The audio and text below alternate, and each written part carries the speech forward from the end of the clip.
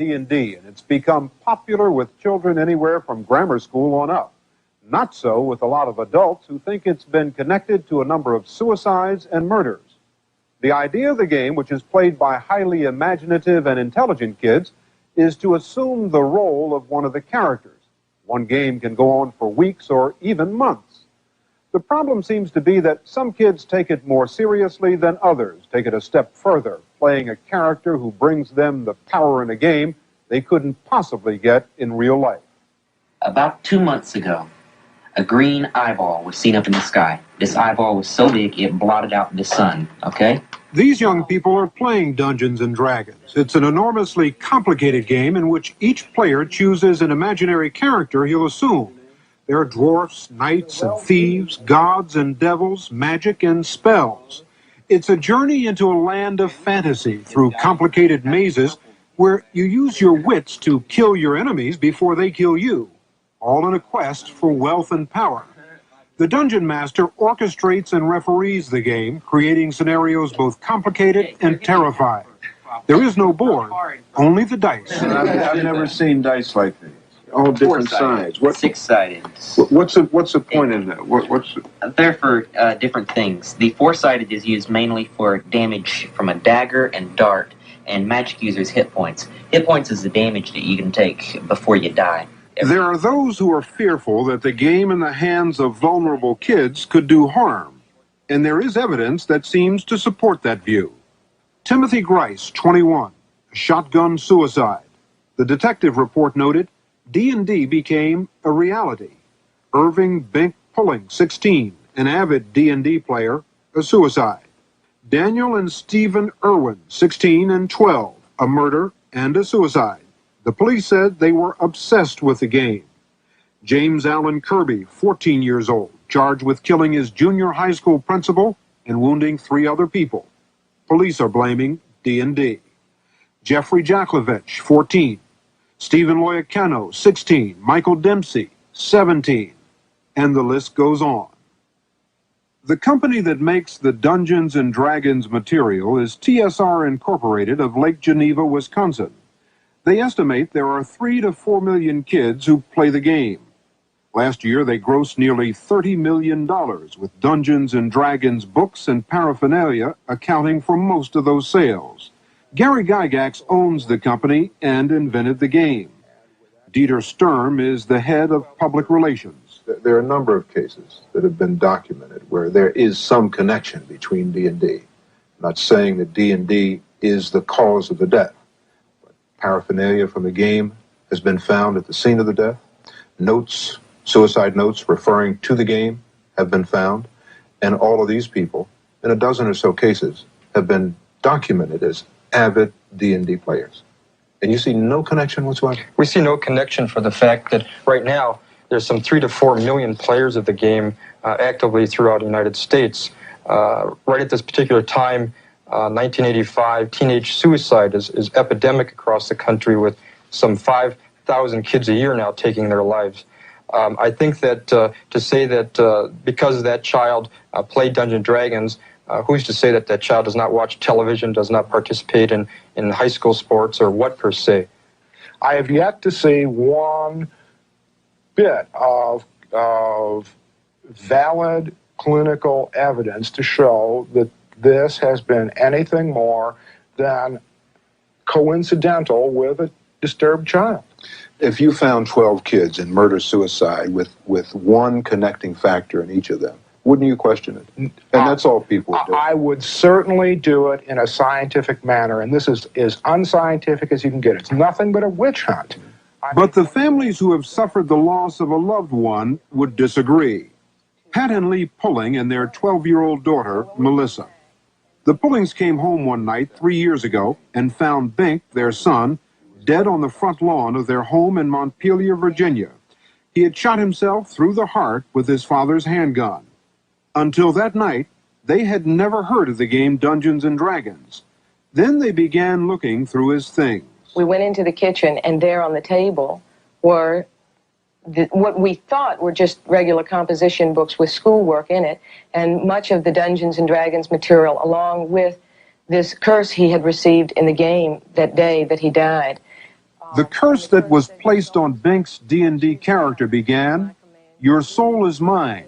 I choose the time." In a letter that he left, Bink said he had been summoned to kill himself because he was evil. It was obvious through his writings that he felt he had assumed this character. But what I couldn't get into my mind was, is it possible? How could anybody do that? How could a 16-year-old that is smart, intelligent, why would they believe that they were something in a game? And why would they kill themselves because somebody else said to do it? Your son was well-adjusted? Always. He had never had psychological problems. He was healthy, even physically healthy. Well, we found that there's been numerous parents who say that the child's had no problems and such. Very conclusively, we go back to details of reports of classmates, of teachers, of friends and such, who very much kind of show that the youngster didn't fit in to school. He had outside problems and generally problems with his family. We know that in the case of Dungeons and Dragons, upwards of 3 million kids play the game with no apparent serious consequence. That for them it exercises the imagination and is just good fun. But there are those who are afraid that impressionable, vulnerable kids could be harmed by it. Dr. Thomas Radecki is a psychiatrist who teaches at the University of Illinois Medical School and who is chairman of the National Coalition on Television Violence. He has been studying the game for several years and says there are 28 deaths related to Dungeons and Dragons in the last 5 years. In some of those, it was clearly the decisive element. In other ones, it was just a major element in the thinking of the people at the time they committed suicide or murder. It's not coincidence, not when you have careful documentation, you have careful notes, you have eyewitnesses. For instance, one case, the parents saw their child summon Dungeons and Dragons demons into his room before he killed himself. Another case, the kid thought he had the ability to astral travel, coming from the Dungeons and Dragons game, that he could leave his body and come back. And he had rigged it up just according to the rule book so he could do it. He was surrounded by his materials and put a bullet in his head so he could leave his body, and he's never come back. This is make-believe, and nobody's murdered, and there's no violence there. I mean, to use an analogy with another game, who is bankrupted by losing a game of Monopoly? Nobody is, because the money is make-believe, the property is make-believe, and the bankruptcy is make-believe. It is not like Monopoly. There is no board. It is role-playing, which is typically used for behavior modification. If you are using behavior modification and you are doing violent roles and you're doing negative roles continuously, these children not only begin to have violent dreams or violent thoughts or negative, depressing type things, they become very much a part of this character. You're role-playing, you're rehearsing, you're developing the character hour after hour, day after day. We're really talking about intense involvement in a very serious form of violence. The important thing to remember is, if you're playing a character, let's say, for instance, you have an evil character. The rules tell you your evil character is allowed in the scope of the rules to murder people and to rape and plunder. If you're playing a good character, you're the defender of the people. You try to stop the people from raping and plundering. Yeah. But it's just your character that does it on the sheet of paper. When the game is over, the game does not tell you to go out and rape and plunder. But for some kids, it's not as simple as that. Melissa claimed that D&D had become more than just a game for her brother Bink. Someone threatened you? Yes. My brother threatened to kill me one time.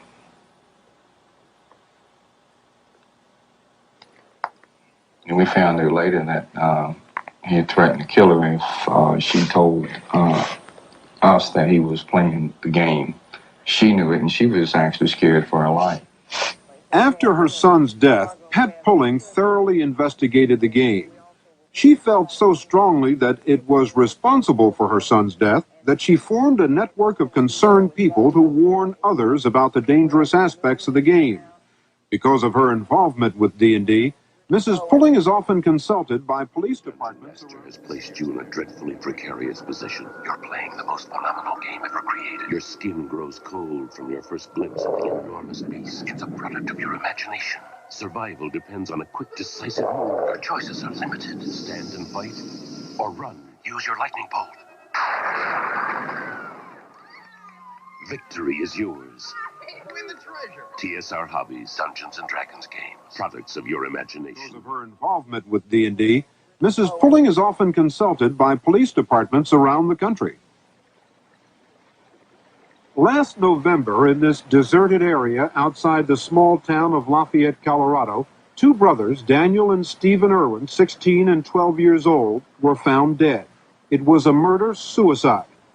The story was widely covered by newspapers and television, as was the fact that the police said the deaths were caused by the boys' obsession with the game Dungeons & Dragons. Officer Greg Corey was assigned to the case when the boys were first reported missing. He learned that they used to come to this railroad trestle to play the game. Both boys were here when you came? Yes, both boys were intertwined, their legs intertwined down in this area. The older boy in this area here, the younger boy laying here with the .22 caliber gun next to his head. Where the gun was found was just to the right of his head area. As a police officer, as an investigator, did you see a connection between what happened here and the game Dungeons & Dragons? And the investigation showed that it was a focal point of the boys' lives. They were just enthralled in the game. And this comes from witnesses and the family and the brother, that they were totally obsessed with the game. In fact, would play it for 48 hours straight, sort of a marathon playing. 2 weeks after the police chief announced that Dungeons & Dragons had been the cause of the boys' deaths, he issued a final press release with a different version of his earlier statements. TSR claimed they were vindicated. But Pat Pulling couldn't believe that the police changed their story.